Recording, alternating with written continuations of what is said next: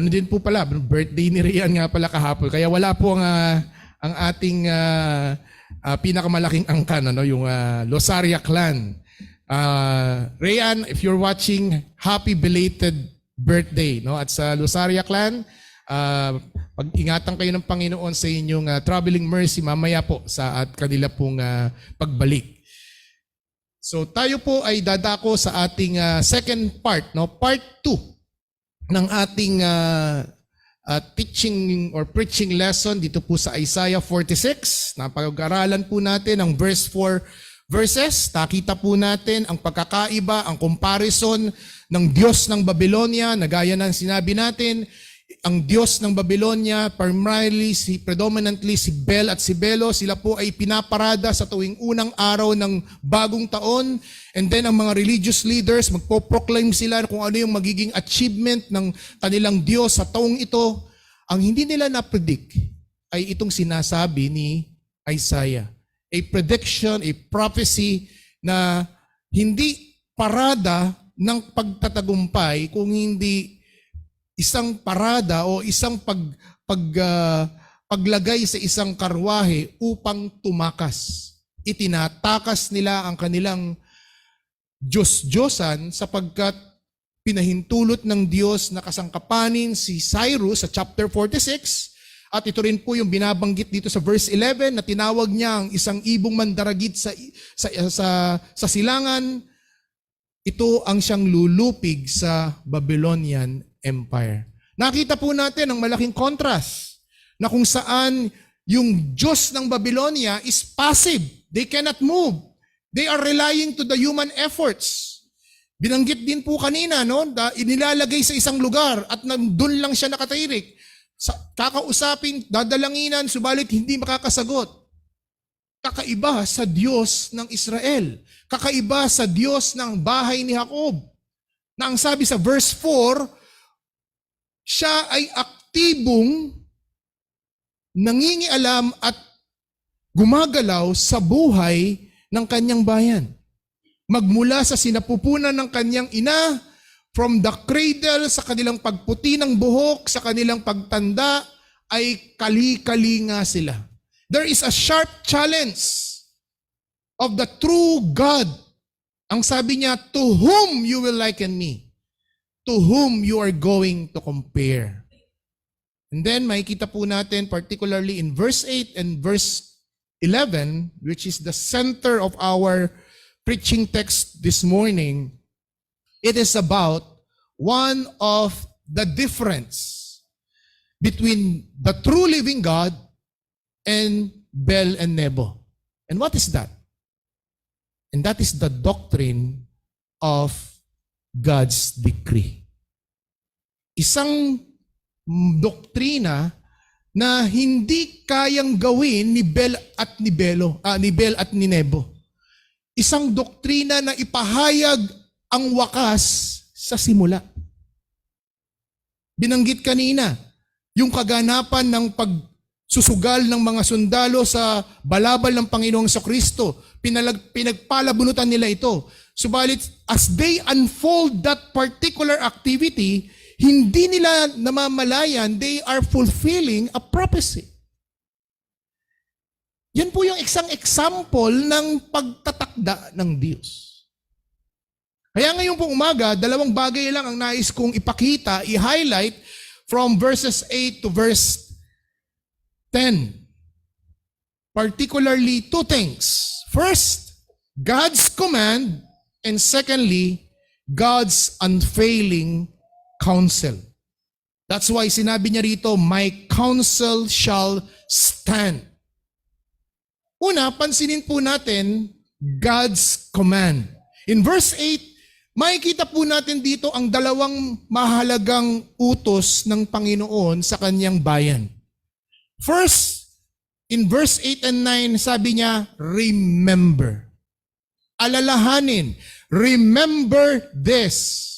Remember the former things of all. Ano yung dapat alalahanin ng bayan ng Diyos?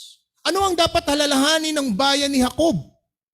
Well, una sa lahat, dapat alalahanin ng bayan ng Diyos na they are no other with the Babylonians.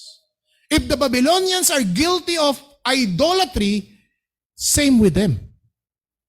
The mere fact na sila po ay pinarusahan ng Diyos, dinisiplina ng Diyos, ay bunsod din sa kanilang pagsuway, sa kanilang paghihimagsik, at bunsod din ng kanilang pagsamba sa Diyos-Diyosan.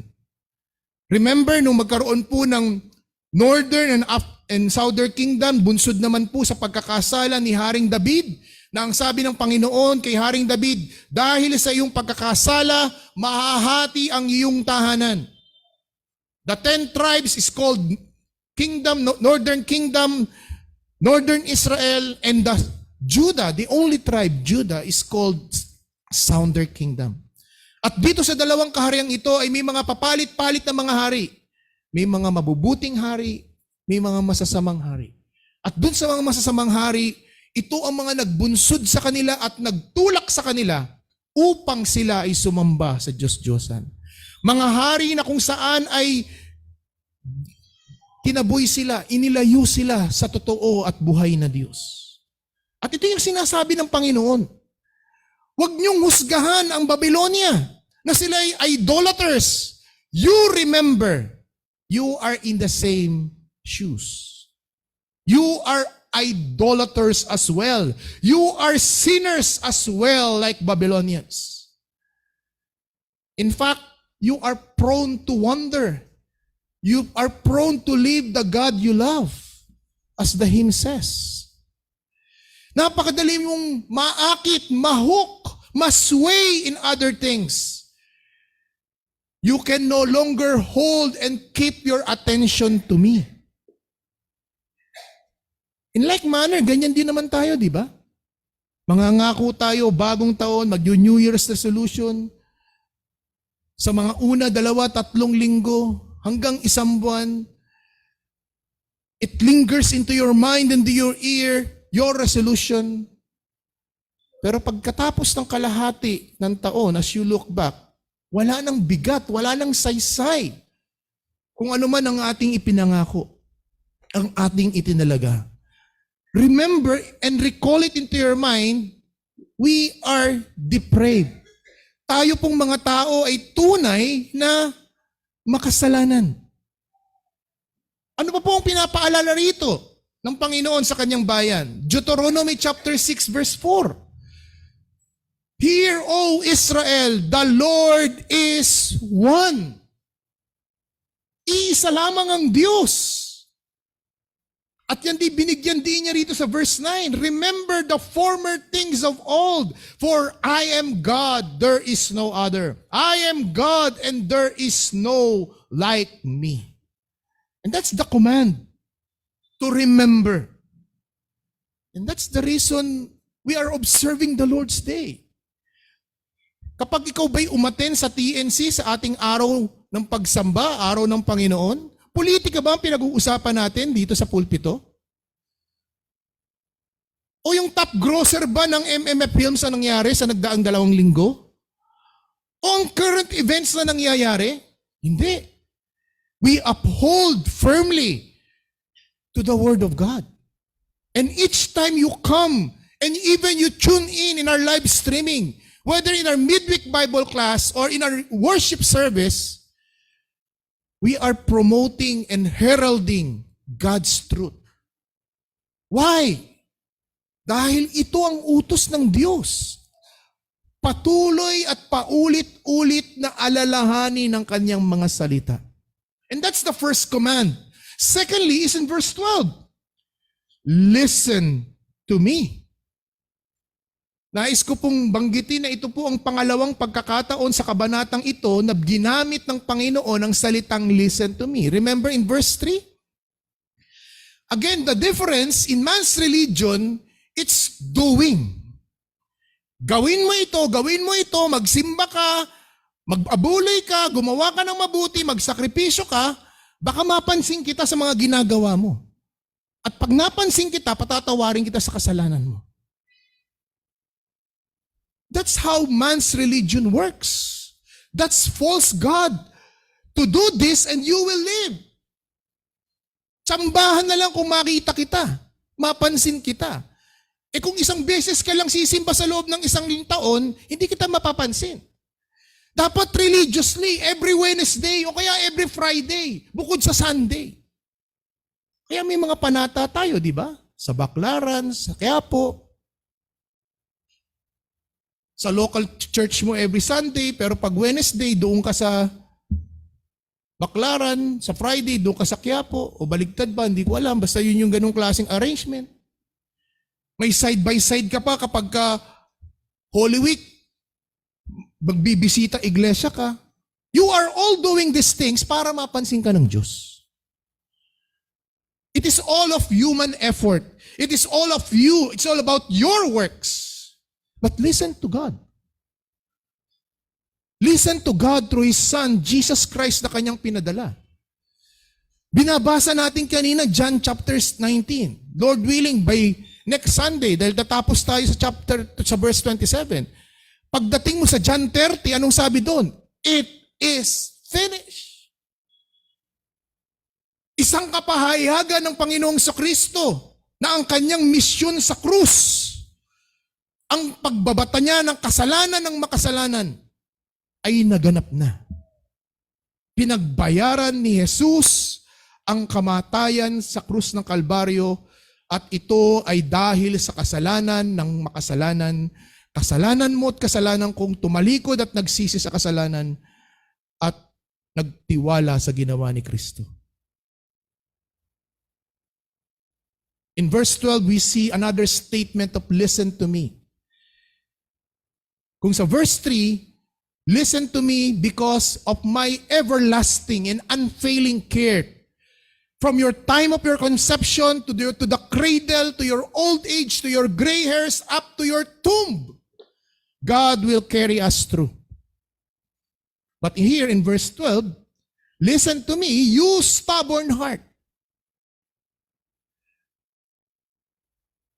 Kapatid, sa iyo bang pabubuhay sa pananampalataya, kapag namumuhay ka ng kabanalan, sa araw-araw ba ng paglipas ng panahon, nararamdaman mo ba lumalapit ka sa Diyos? Napapalapit ka ba sa Diyos? Walang tunay na katuruan ganito. Kapag ka ikaw ay namumuhay sa kabanalan at naiintindihan mo ang kabanalan ng Diyos, the more na lumalapit ka sa Diyos, mas lalo mong nakikita ang iyong karumihan. Hindi yung body-body kami ng Diyos.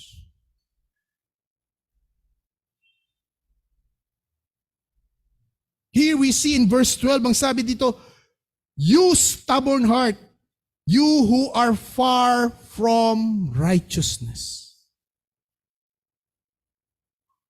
Isang maliwanag na pagpapakita na ang tao ay walang anumang katuwiran na katanggap-tanggap sa harap ng Diyos. Maaaring sa palagay mo, maaari sa kuro-kuro mo, maaari sa personal mong opinion. That's why sabi nga natin, no, you may be sincere in your religious devotion, but at the end of the day, sa weighing scale ng Diyos, you are sincerely wrong. Here is a statement. Sinasabi ng Diyos sa iyo, sa aming mga viewers, sinasabi sa iyo ng Diyos ngayon, here in verse 12, sundan niyo po ako, listen to me, you stubborn heart. You are afar from righteousness. And yet, anong pilit mong ginigiit? Yung pagsisimba ko. Yung paggawa ko ng panata. Yung pag-aabuloy ko. Yung pagtulong ko sa aking kapwa, particularly ang aking mga kamag-anak. Ito ang maglilinis sa akin ng kasalanan. Ito ang magpapatawad sa akin sa aking mga kasalanan. But God is saying you listen to me, you stubborn heart. Ang tikas pa rin ang ulo mo. Ayaw mo pa rin makinig sa salita ng Diyos. Pilit mong ipinipilit at sinasaksak yung gusto mo. Yung paraan mo. But here's a statement. Verse 13, I will bring my righteousness. It is not far off. And my salvation will not delay. Anong lingwaheng tinuturo dito ng Panginoon? Yung incarnation, the doctrine of incarnation. That because of the doctrine of incarnation, the second person of the Holy Trinity left his throne para maisagawa at matransak ang eternal redemption. It was planned before the foundation of the world. The sending of the Son is the unfolding of that plan. I will bring my righteousness. I will bring near my righteousness. Pinapakita po dito na ang ating kaligtasan ay labas sa atin. Wala tayong kakayahan. Kailangang may dalhin mula sa labas paloob. In like manner, the nation Israel, the exiled Israel, they are under the captivity of Babylonian. They will be delivered from national captivity through the chosen king, which is King Cyrus. But in like manner, they are also need to be delivered spiritual captivity through the incarnation of Jesus Christ in the New Testament. That's the parallel. Yung pagliligtas dito na pangako sa national captivity, deliverance from national captivity, it is parallel in their spiritual captivity in the New Testament.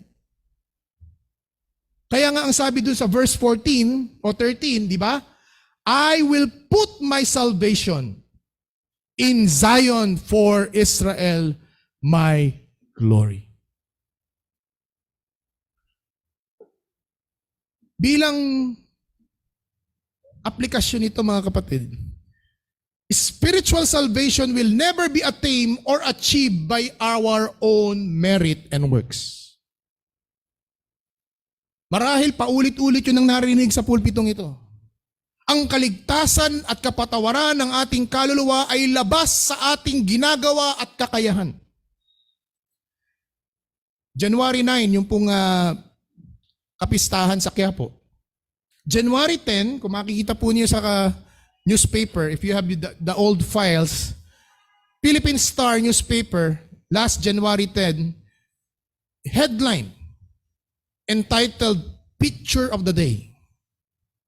Doon po sa larawan ng headline ng Philippine Star, it's about the pista ng Quiapo. Isang lalaki ang nakapikit at umiiyak at nakayakap sa dulo ng krus nung puon.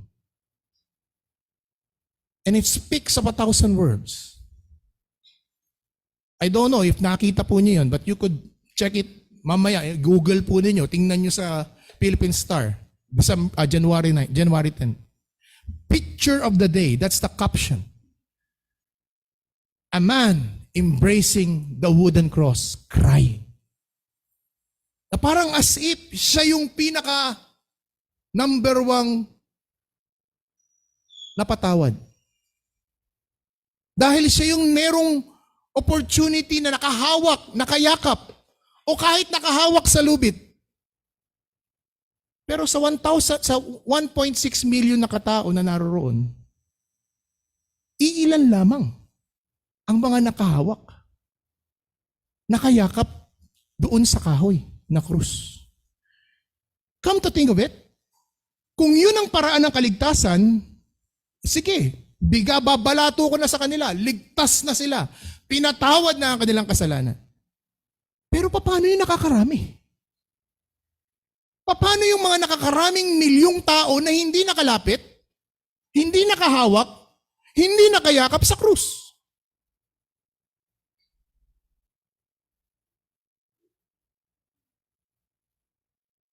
Listen to me, yun ang sabi ng Panginoon. You stubborn heart.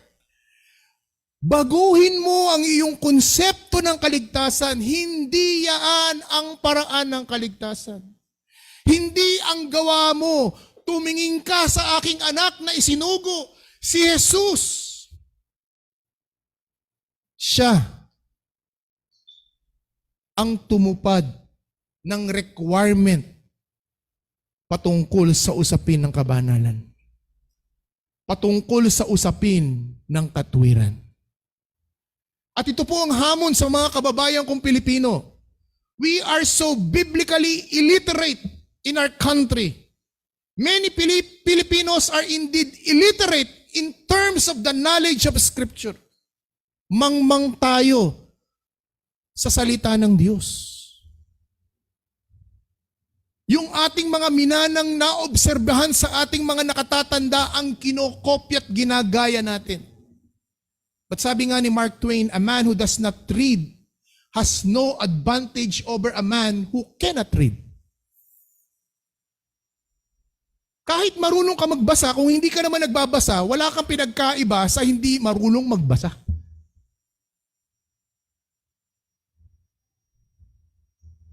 And I would like to make some modification of it. A Christian who does not read the Scripture has no advantage for an unbeliever who does not read, who cannot read. It's a challenge, mga kapatid. You read your Scripture, you read your Bible.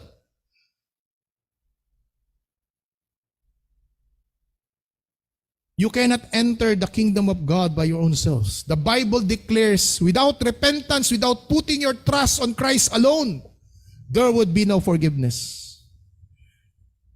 Human tradition ang isa sa mga pinaka-dahilan ng stumbling block kung bakit hindi nila ma-appreciate ang kamatayang ginawa ni Kristo sa krus ng Kalbaryo.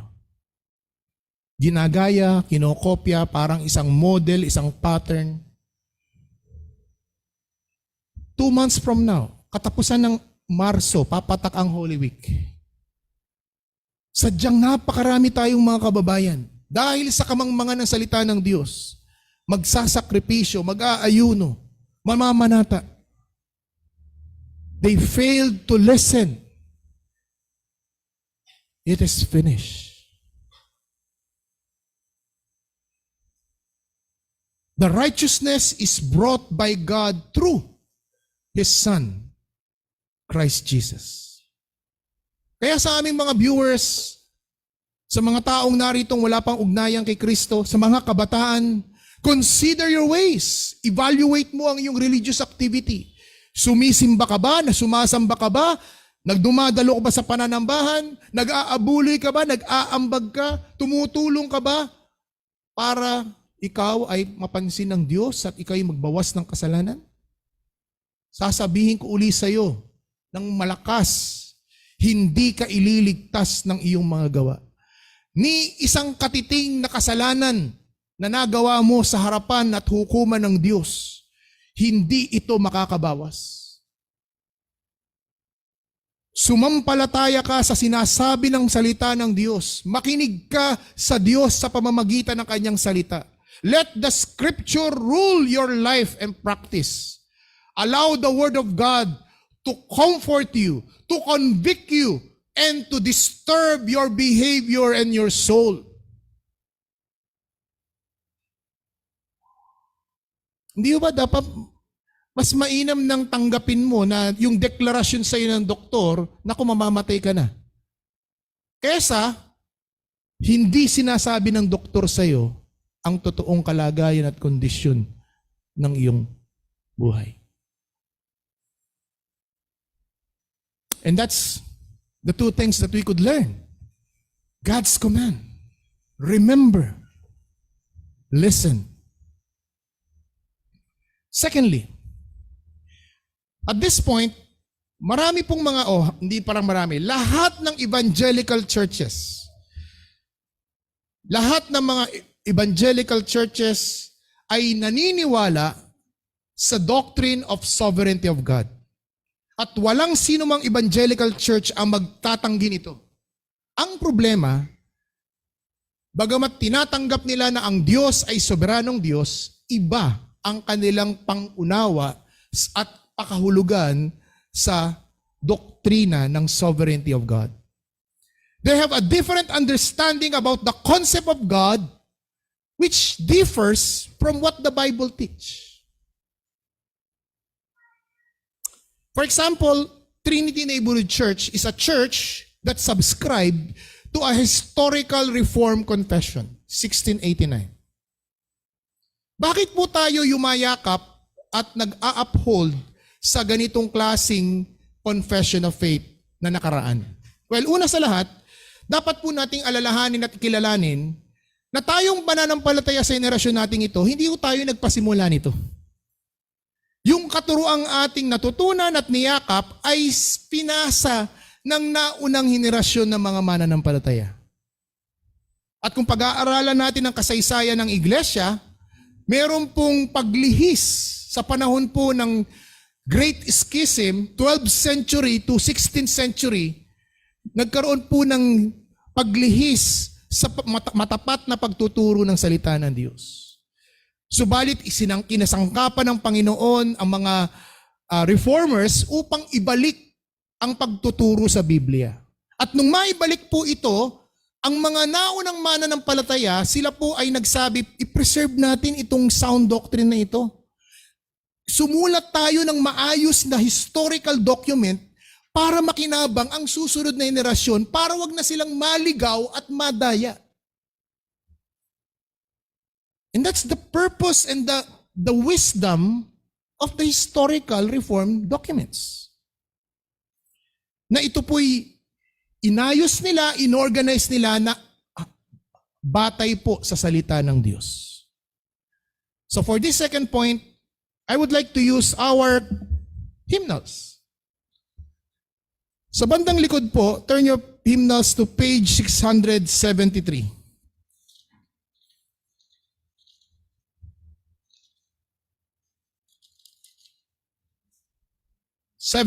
672.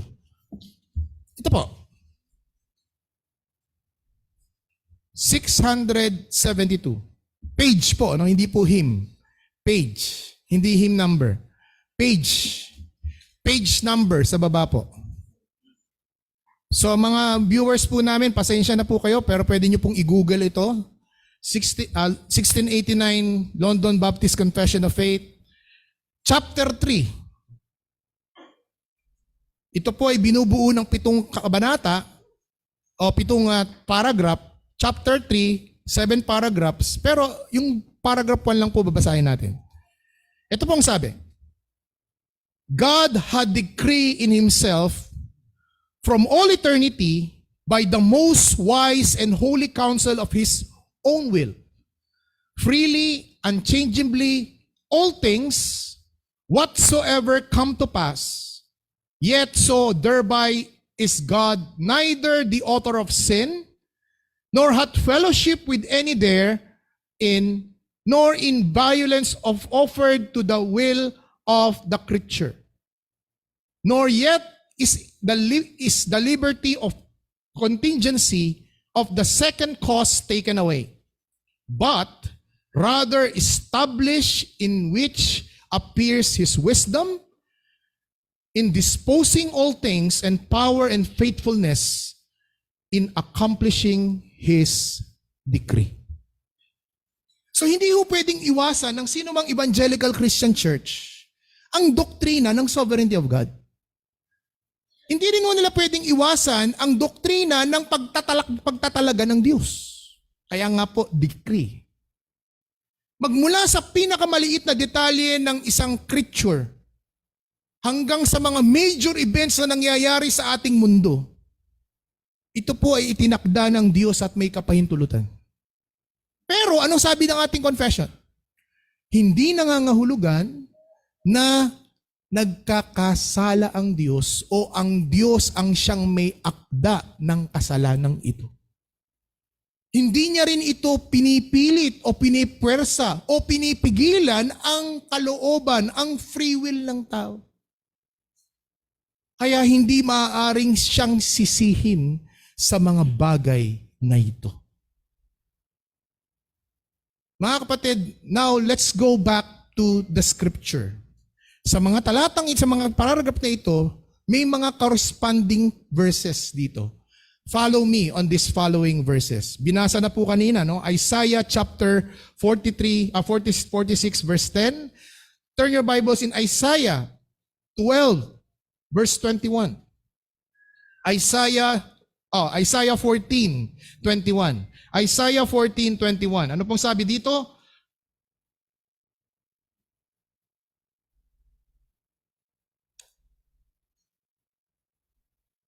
Oh, mali. Bali ano lang. Psalms 33. Psalms 33 verse 10, 11. Awit 33, 10 to 11. The Lord brings the counsel of the nation to nothing. He frustrates the plan of the people. The counsel of the Lord stands forever, the plans of his heart to all generation. Psalms 119. Psalms 119, 89 to 88 to 91. Psalms 119, 89 to 91. O 89 to 91. Sabi po dito, "O forever, O Lord, your word is firmly fixed in the heaven. Your faithfulness endures to all generation. You have established the earth and it stand fast. By your appointment, they stand this day, for all things are your servants." Proverbs chapter 16, verse 4. Proverbs chapter 16, verse 4. "The Lord has made everything for its purpose, even the wicked for the day of trouble." 1633. 1633, the lot is cast into the lap, but its every decision is from the Lord. Isipin nyo, no, yung pag-turn ng dice, naglalaro lang kayo. Di ba? Naglalaro kayo ng Millionaire's Game. Yun yung laro ng aming panahon. Nag-turn ka ng dice, kung lumabas yung 6, no big deal. Pero that event, ang sabi dito, ang Panginoon na nagtakda nun. Proverbs 16:33. Yun po yun. Proverbs 19:21. Proverbs 19:21. "Many are the plans in the minds of man, but it is the purpose of God that will stand." Marami kang plano, marami kang balak, marami kang gagawin sa 2023. Natupad ba lahat? Meron? Hindi. Bakit? Mighty talaga ang Diyos.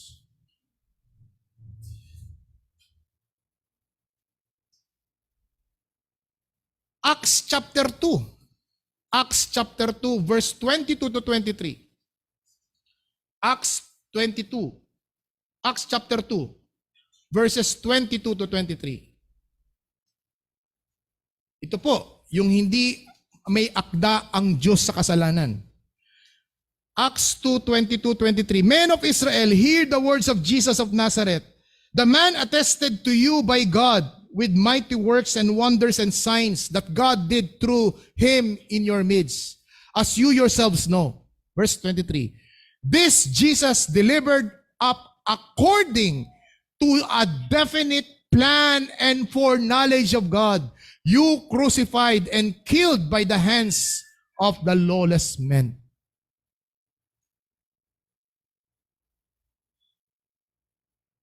Sino po ang nagpapako sa krus?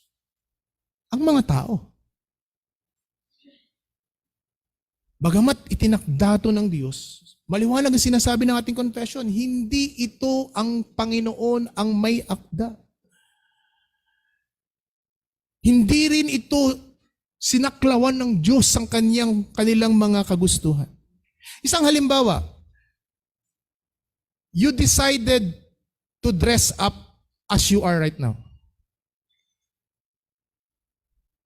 May bumulong ba sa inyo? Ito suot nyo. Wala naman, di ba? Ikaw ang nagpasya. Pero ang kamamanghaan mo sa Panginoon, bago palalangin ng Diyos yan, tinakda na ng Diyos yan na ito ang isusuot natin. sa araw na ito. Ganon ka mind-boggling ang Diyos ng Biblia kumpara sa mga Diyos ng Diyos-Diyosan. They cannot predict. They cannot ordain things.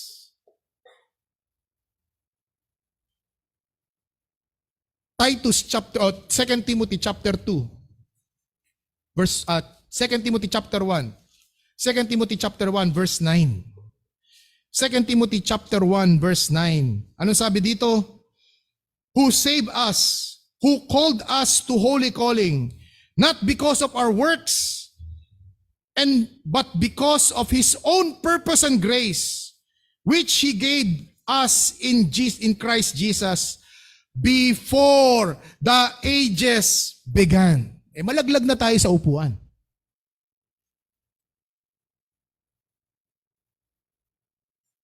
Imagine niyo how thrilling it is, how wonderful it is. The world says goosebumps. Kung wala kang goosebumps dyan, ewan ko na lang.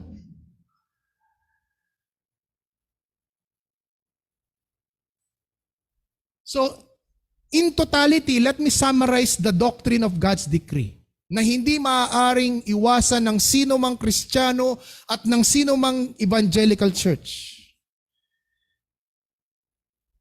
First, God's decree is comprehensive and intensive. It is in every detail, in every extent. Even the rolling of the dice, the falling of the leaf. It is comprehensive and it is intensive. Secondly, it is unchanging. It will stand. There is no plan B for God. Kung ano man ang birthday nyo ngayon, hindi yan dahil sa pinagpigil ang inyong ina. Yun ang itinakda ng Diyos. At kung ano man ang hangganan ng ating buhay, yun din ang itinakda ng Diyos. Hebrews 9:27.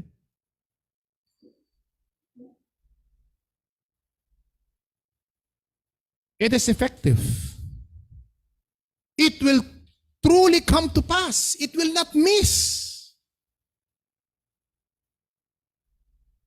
And what is amazing and comforting, the doctrine of God's decree, it is personal.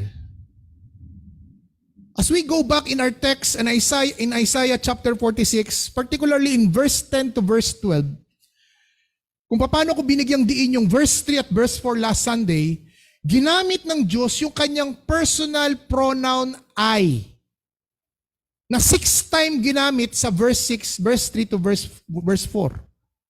Ngayon, dito sa verse 10 to verse 12, as we go back to Isaiah 46, 7 times niyang ginamit ang salitang personal I. God's decree is personal. Para sa iyo, kapatid.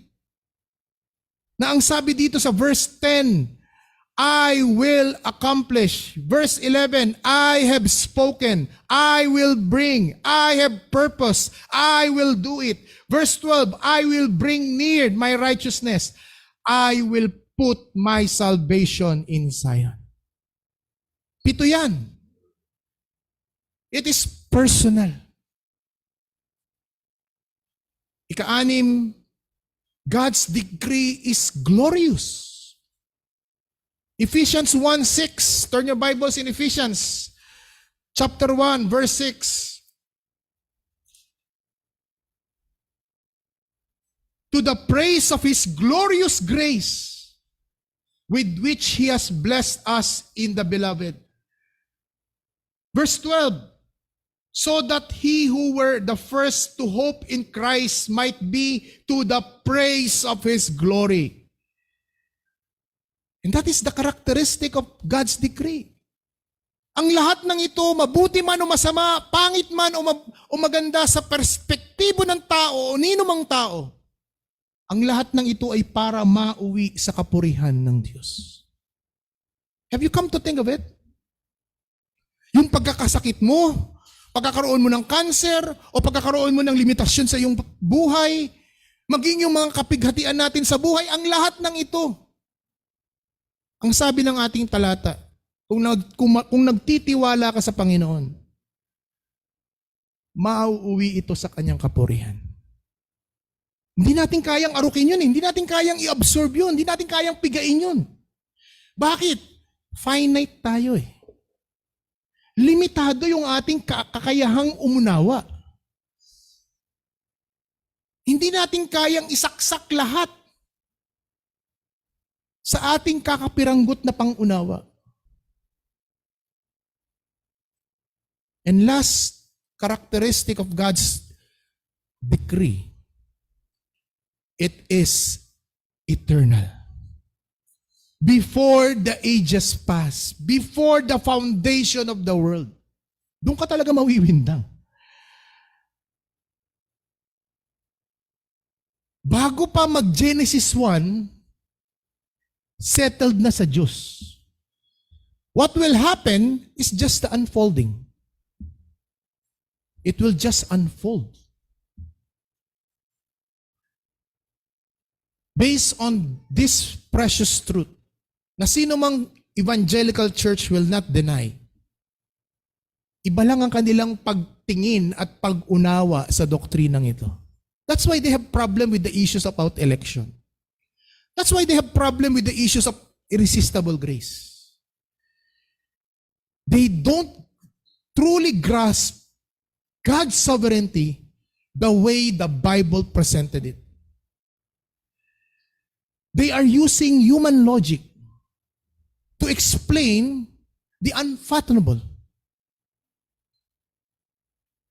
How can a finite comprehend an infinite? Hindi pwedeng mangyari yun. Dahil pag na moment na nangyari yun, magbabaliktad. Siya na yung finite, siya na yung infinite. What are the lessons from this doctrine of God's decree? First, to those who repented and believe in Christ, the doctrine of God's decree is a comfort, a security. Ito ang magiging source ng kapayapaan mo. Ito ang magiging source ng security mo na kahit ano man ang danasin mo sa mundong ito, maghirap ka man. Napakaraming pastor ang namamatay sa cancer. Napakaraming pastor ang theologians ang namatay sa brain tumor o sa brain cancer, sa bone cancer. Napakasakit nun. No amount of pain reliever. But they didn't question God. As much as they can do is to submit for what God ordained is right. No matter what happens in this world, even in my own body, my soul is safe and secure in the very hands of my living God. Ang pwede lang mag-suffer yung physical kong body. Bunsod at bunga ng kasalanan. But the doctrine of God's decree, it is a comfort. It is as assurance. It is a security that my soul is safe and secure in the hands of God. That's why we Christians, we ought to marvel at our salvation. Mamamangha ka talaga. And this will motivate you to worship and serve Him. And I challenge you, if you fail to worship and serve Him in 2023, this is now a new start. May the doctrine of God's decree motivate you, fuel you to worship and serve Him. Examine your last year's spiritual walk. Examine your last year discipline, your inactiveness, and inabsences, and your tardiness. Be more zealous for God and for His bride. Let this new year a new start. Because if you don't change your habit in the last year, and you carry it over this year, you don't have a new year. You just have another year. Second lesson, we must cherish our spiritual community. Mahalin mo at pahalagahan mo ang iyong spiritual na pamilya. The local church you belong, that is God placed you in this time and moment. Hindi sinasadyang member ka ng TNC. Sapagkat tinakda ng Diyos na maging miyembro ka ng local church na ito para alagaan ka, para isustain ka, para alalayan ka, para gabayan ka sa iyong paglago. For what God ordained that this local church is for you. Paano mo tinatrato ang iyong pamilya? Kung tinatrato mo ang iyong physical family na bonding, maganda, masarap, mahal, pagdating sa local church, you are indifferent, something is wrong with you. Why? Kung ang physical mong pamilya hindi mananampalatayan, pero mahal na mahal mo yan, hindi habang buhay mo kasama yan. Pero ang spiritual mong pamilya, kasama mo yan ngayon at sa kabilang buhay. Sila ang dapat mong mahalin. Third and final lesson, and as I close. For those who continue to ignore and refuse the gospel call, watch out. You have no much with God. Lalong-lalo na yung mga nag-question ng ginagawa ng Diyos sa kanyang buhay.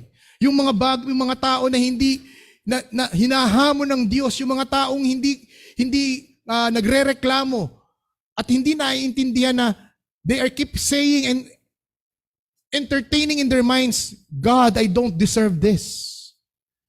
Usually, this kind of people, they don't comprehend and don't understand the biblical concept of God's sovereignty. Why a creature from dirt question an infinite, most holy, and wise God? You don't know the biblical doctrine of God's sovereignty. Anong sabi ni Apostol Pablo sa Romans 9? Shut up.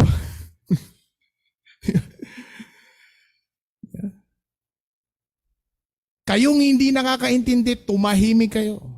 Shut your mouth.